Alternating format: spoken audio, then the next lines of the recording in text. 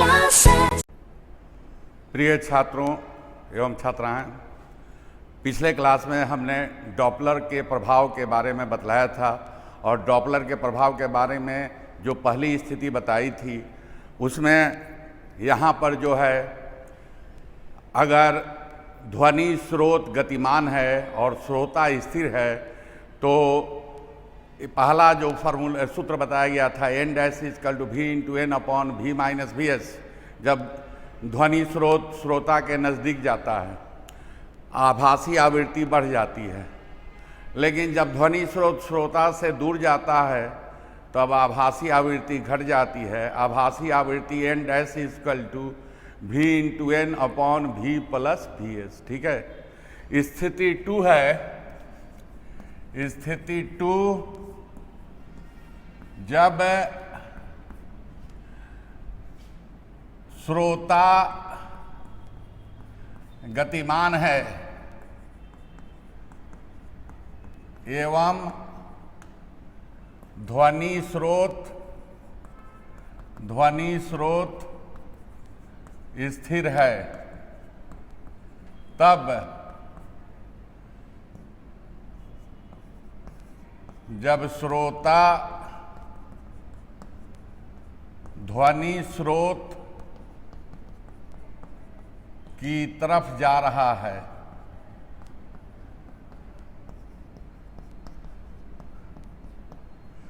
आभासी आवृत्ति n dash equal to v plus v not by v into n. आभासी आवृत्ति n dash equal to v plus v not by v into n, जहाँ v not श्रोता का वेग, जहाँ वी नॉट श्रोता का वेग। ठीक है, तो आभासी आवृत्ति एन डैश इजकल टू कितना हुआ? आभासी आवृत्ति n dash equal to v plus v not by v into n. यहाँ पर आभासी आवृत्ति का मान क्या हो जाएगा? आभासी आवृत्ति का मान बढ़ जाएगा। यहाँ आभासी आवृत्ति का मान बढ़ जाएगा। ठीक है, सेकंड में है जब श्रोता ध्वनि स्रोत से दूर जा रहा है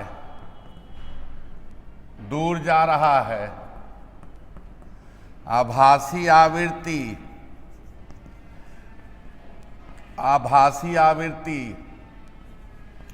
N dash equal to v minus v not by v into N.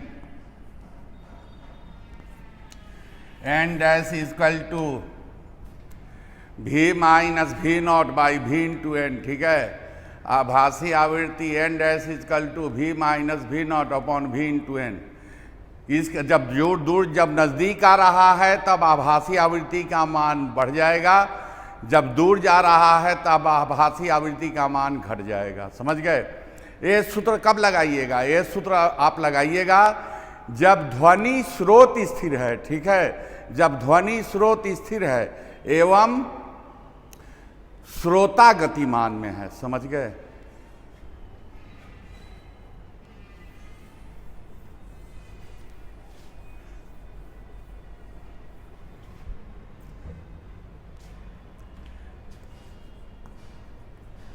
स्थिति 3 है कि जब ध्वनि स्रोत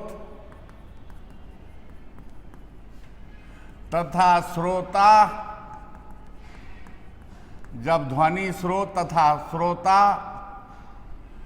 दोनों गतिमान हैं।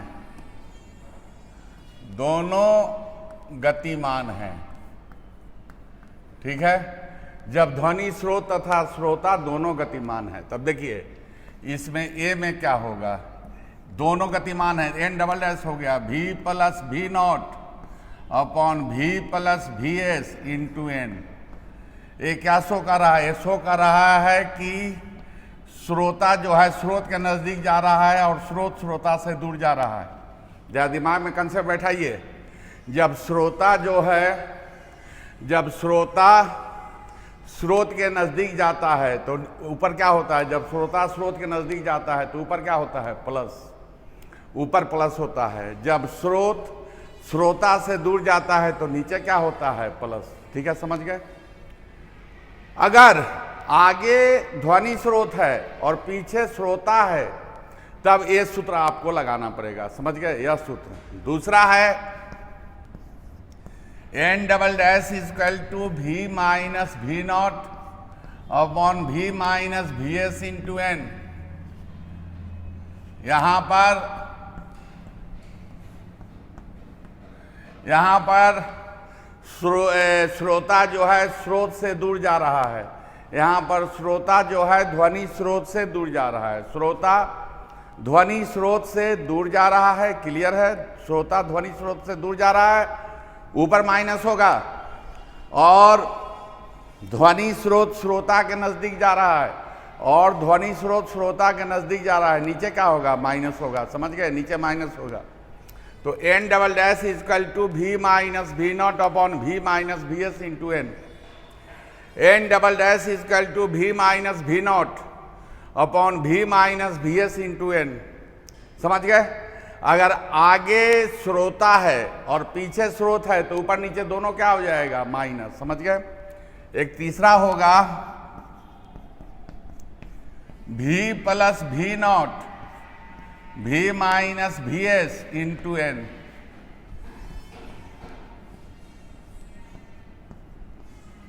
यहां है ध्वनि स्रोत एवं श्रोता दोनों एक दूसरे के नजदीक आ रहा है। ध्वनि स्रोत एवं श्रोता दोनों एक दूसरे के नजदीक आ रहा है। ठीक है? जब ध्वनि स्रोत एवं श्रोता दोनों एक दूसरे के नजदीक आ रहा है तो ऊपर क्या हो जाएगा? प्लस, और नीचे क्या होगा? माइनस। ऊपर प्लस हो जाएगा और नीचे माइनस हो जाएगा। इस स्थिति में आभासी आवृत्ति का मान बढ़ जाएगा। इस स्थिति में आभासी आवृत्ति का मान बढ़ जाएगा। ठीक है? n double dash equal to v plus v not upon v minus v s into n. इस स्थिति में आभासी आवृत्ति का मान जो है बढ़ जाएगा। ठीक है? और एक केस और होगा, n double dash equal to v minus v not upon v plus v s into n. यहां पर होगा n double dash equal to कितना होगा? n double dash equal to v minus v not upon v plus v s into N.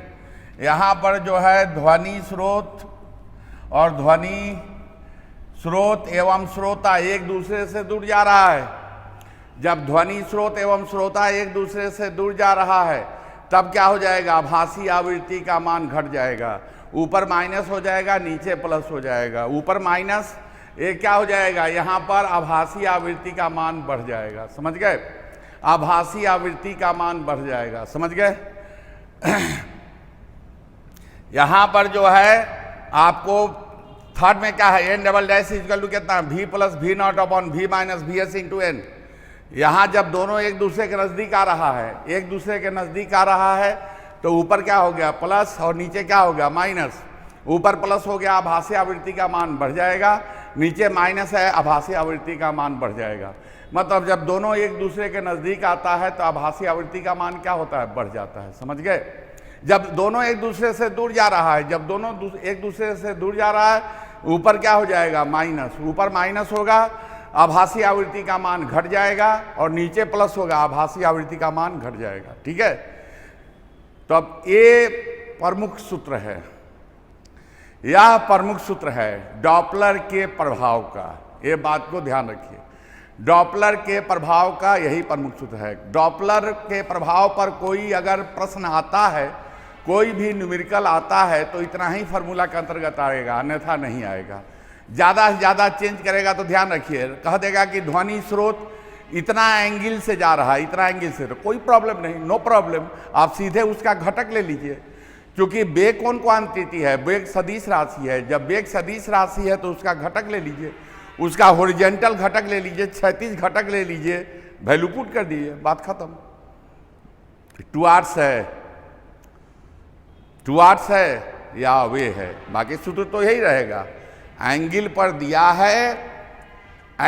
दिया है कि इतना angle पर जा रहा है, खाली क्षैतिज घटक आपको ले लेना है, सिर्फ क्षैतिज घटक आपको ले लेना है। समझ गए? तो ये इतना जो सूत्र बताया गया, ये सब जो था आपको किस पर था? यह जो था डॉपलर के प्रभाव पर, समझ गए? ये डॉपलर के प्रभाव पर था। आजकल डॉपलर के प्रभाव पर भी प्रश्न आते हैं, ये बात को ध्यान रखिएगा।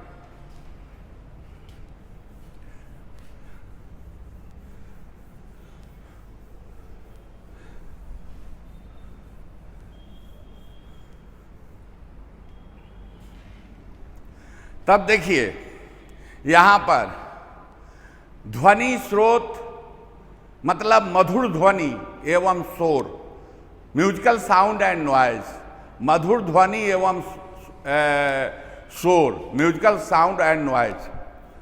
इसको डिस्टिंग्विश करने का कोई कंसेप्ट नहीं है, ये ह्यूमन नेचर पर डिपेंड करता है। किस पर डिपेंड करता है? ह्यूमन नेचर पर। बट भौतिकी के भाषा में, भौतिक शास्त्र की भाषा में अत्यधिक आवृत्ति के ध्वनि को, भौतिक शास्त्र की भाषा में अत्यधिक आवृत्ति के ध्वनि को हम मधुर ध्वनि कहते हैं, म्यूजिकल साउंड कहते हैं, तथा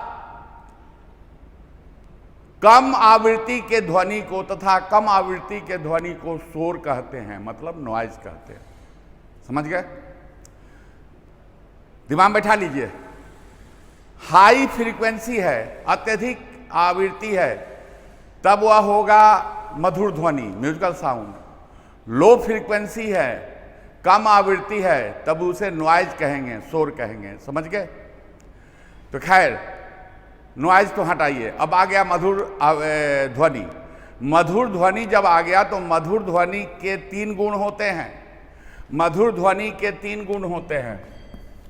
पहला है ध्वनि की प्राबलता। फर्स्ट है ध्वनि की प्राबलता, ठीक है? ध्वनि की प्राबलता समझ लिए? ध्वनि की प्राबलता क्या है?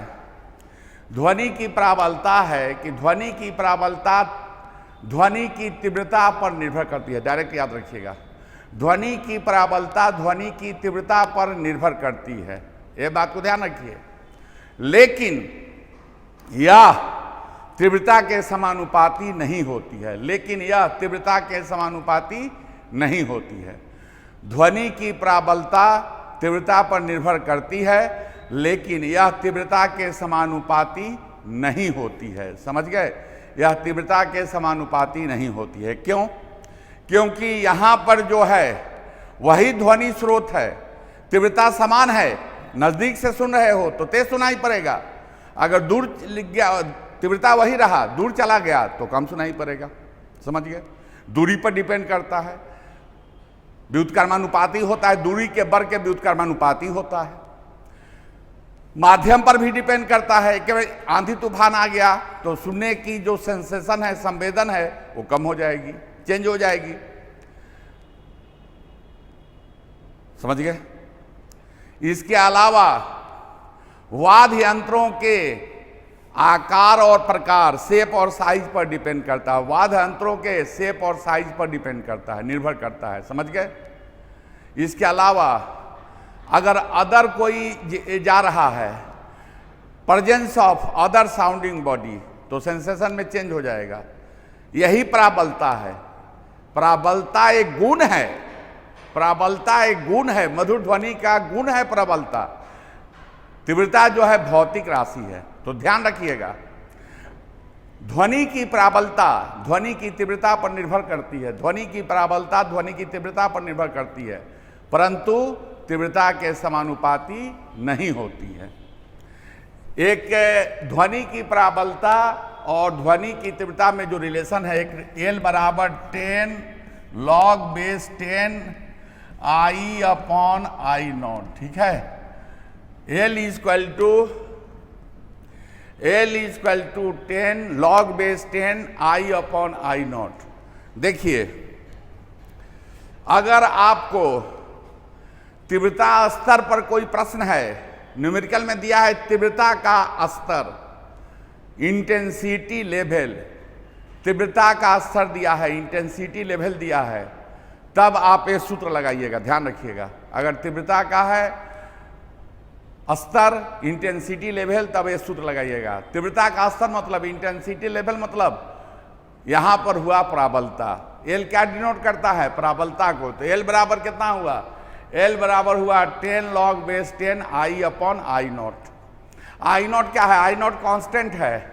आई नॉट वह न्यूनतम तीव्रता है ध्वनि का। आई नॉट वह न्यूनतम तीव्रता है ध्वनि का जिसे ईयर जो है, कान जो है, सुन सकता है। आई नॉट का जो वैल्यू होता है, आई नॉट का 10 का पावर -12 वाट पर मीटर स्क्वायर। आई नॉट का जो वैल्यू है, जो मान है, आई नॉट का कांस्टेंट मान होता है। आई नॉट का मान कांस्टेंट होता है। इसका होता है आई नॉट इक्वल टू 10 के पावर -12 वाट पर मीटर स्क्वायर। समझ गए? आई नॉट का वैल्यू होता है 10 के पावर -12 वाट पर मीटर स्क्वायर।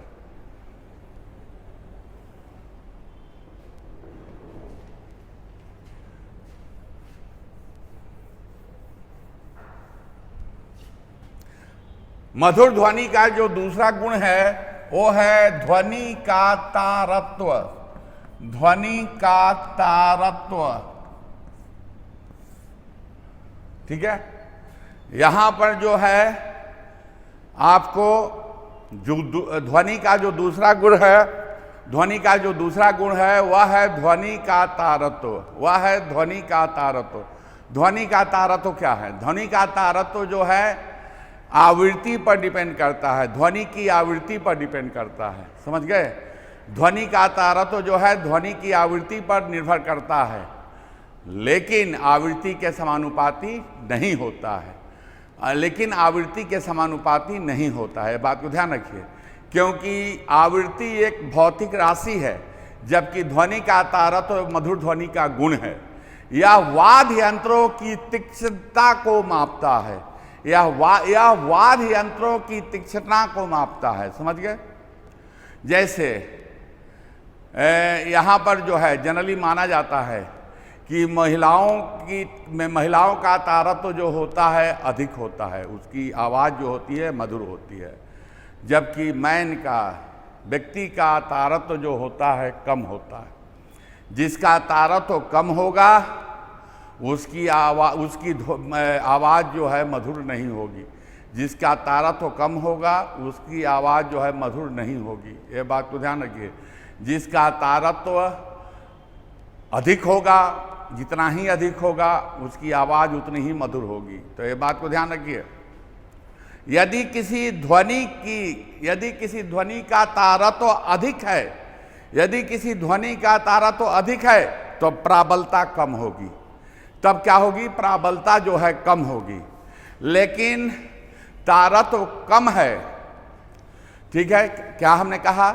यदि किसी ध्वनि, मधुर ध्वनि, किसी ध्वनि का तारत्व अधिक है, तारत्व अधिक है, तो अब प्राबलता जो होगी कम होगी, ठीक है, प्राबलता कम होगी।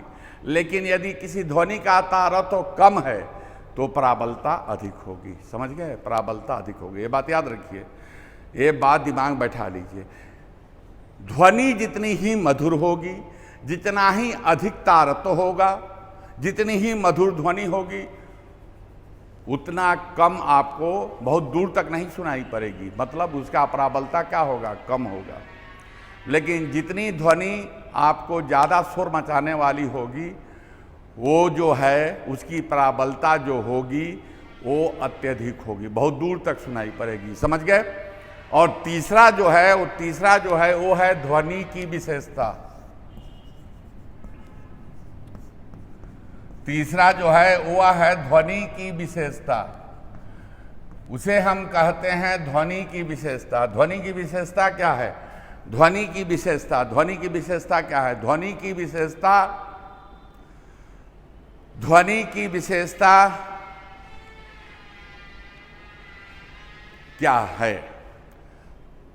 देखिए, समान तारत्व एवं समान प्राबलता, मतलब कहने का अर्थ ये हुआ कि समान प्राबलता एवं समान तारत्व की ध्वनि दो विभिन्न वाद्य यंत्रों के द्वारा बजाई जाती है या दो विभिन्न स्वर के द्वारा आता है, तब उसके विशेषता में अंतर आ जाता है। दैट इज कॉल्ड ध्वनि की विशेषता। इसे ध्वनि की विशेषता कहते हैं।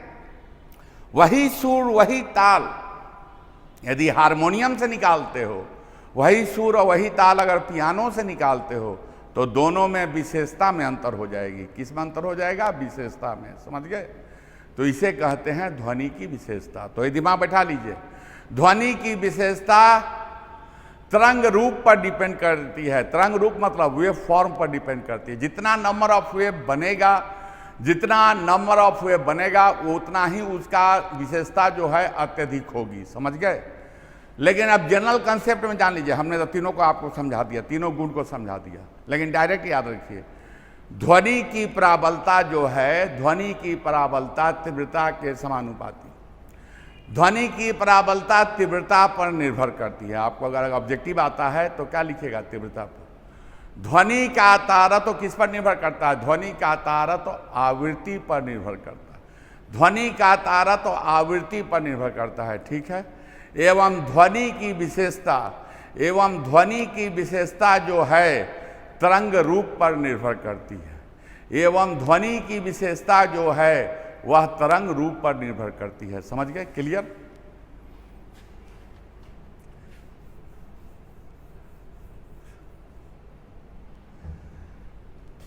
देखिए, एक प्रश्न है,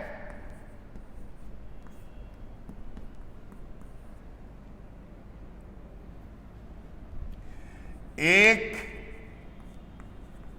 ध्वनि स्रोत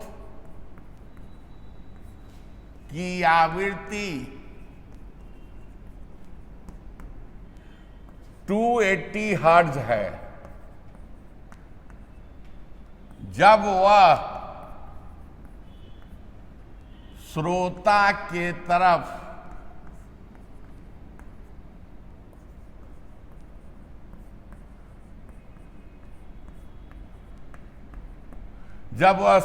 के तरफ जाती है, तब उसे 700 हर्ट्ज आवृत्ति सुनाई पड़ती है। तब ध्वनि स्रोत का वेग ज्ञात करें।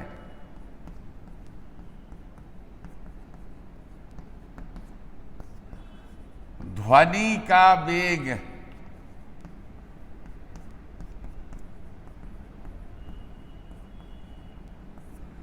ध्वनि का वेग 350 मीटर पर सेकंड। समझ गए? यहां पर ध्यान दीजिए, यहां पर क्या है? स्रोत जो है, ध्वनि स्रोत जो है श्रोता के नजदीक जा रहा है। यहां ध्वनि स्रोत जो है श्रोता के नजदीक जा रहा है। ठीक है? ध्वनि स्रोत श्रोता के नजदीक जा रहा है। उसकी मूल आवृत्ति, उसकी मौलिक आवृत्ति, उसकी प्राकृतिक आवृत्ति कितनी है? 280 हर्ट्ज है। जब उसके नजदीक जा रहा है तो कितना का आवृत्ति का सुनाई पड़ता है उसे? 700 आवृत्ति की ध्वनि उसको सुनाई पड़ती है। तब ध्वनि स्रोत का वेग ज्ञात करना है। हल n dash equal to, formula लगा दिए, फॉर्मूला आपको मालूम है, n dash equal to v into n upon v minus vs। n dash equal to v into n upon v minus vs। समझ गए? n डैश आभासी आवृत्ति हो गया। आपको निकालना क्या है? vs। v का मान कितना दिया गया है? 350। ये फॉर्मूला आपने कैसे लगाया? श्रोता विराम में है एवं ध्वनि स्रोत उसके नजदीक जा रहा है। जब ध्वनि स्रोत उसके नजदीक जाता है तब उसका वेग ज्ञात करना है। n डैश का मान कितना है? देखिए, n डैश का मान है 700, v का मान कितना है? 350, n का मान 280, 350 माइनस vs, ये इससे कट गया 2 हो गया, 2 से कट गया 140 हो गया, या vs इक्वल टू 350 माइनस 140, कितना आ गया? 210 मीटर पर सेकेंड। 210 मीटर पर सेकेंड, समझ गए? 210 मीटर पर सेकेंड आंसर आ गया, समझ गए?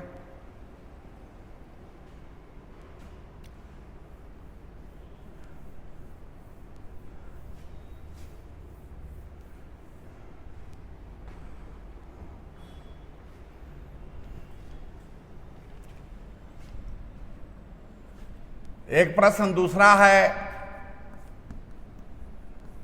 कि एक यात्री प्लेटफॉर्म पर खड़ा है, जब ट्रेन ए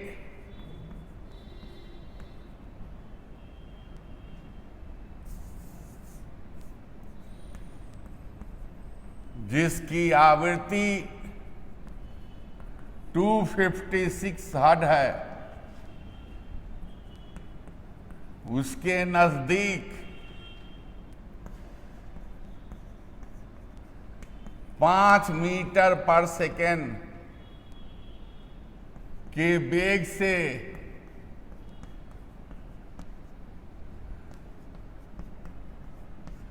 आती है तथा दूसरी ट्रेन समान आवृत्ति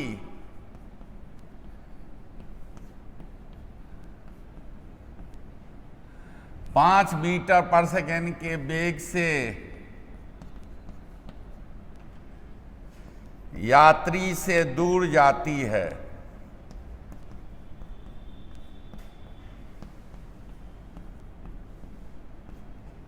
तब यात्री को सुनाई पड़ने वाले विस्पंदों की संख्या ज्ञात करें। ध्वनि का वेग 330 मीटर पर सेकेंड, ठीक है। तो विस्पंद का फॉर्मूला क्या है? n इक्वल टू कितना बता चुके हैं, n equal to n1 minus n2 विस्पंद का है, या n इक्वल टू क्या लिख सकते हो, v into n upon v minus v s, minus v into n upon v plus v s, ठीक है, बराबर v into n v square minus v s square, v plus v s minus v plus v s, v cancel, n equal to 2v v s n upon v square, इसलिए कि v s square less than v square. आसान formula हो गया। तो या n का मान कितना आ गया, n का मान आ गया 2vs n upon v, direct याद रखिएगा, विस्पंदों की संख्या ज्ञात करने के लिए आए।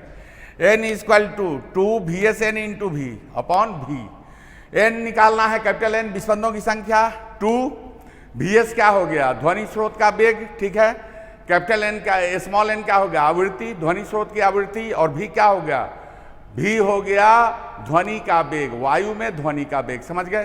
तो इसके आधार पर अगर मिक्स क्वेश्चन आता है, विस्पंद की संख्या निकालना, आराम से इससे निकाल सकते हैं, कोई दिक्कत नहीं। तो जितने ध्वनि तरंगों पर हमने जो सूत्र बताया, प्रगामी तरंग का सूत्र सबसे महत्वपूर्ण, तने हुए तार का सूत्र सबसे महत्वपूर्ण, अप्रगामी तरंग का सूत्र महत्वपूर्ण, इसके बाद आपको ऑर्गन नली का सूत्र महत्वपूर्ण, डॉपलर के प्रभाव का सूत्र महत्वपूर्ण। ये बात को ध्यान रखिए, जो हमने कहा कि बड़ी महत्वपूर्ण है, क्योंकि इसी के आसपास घुमाकर क्वेश्चन प्रश्न जो है आते हैं। ये बात को ध्यान रखिए, इस सूत्रों को दिमाग में बैठा लीजिए, आपको खाली कंसेप्ट होना चाहिए। ध्वनि तरंग के आंकिक प्रश्न, ध्वनि तरंग का प्रश्न जो है काफ़ी आसानी से बन जाएगा, यदि आपको जो हमने कंसेप्ट दिया वो आपको याद रहे। धन्यवाद।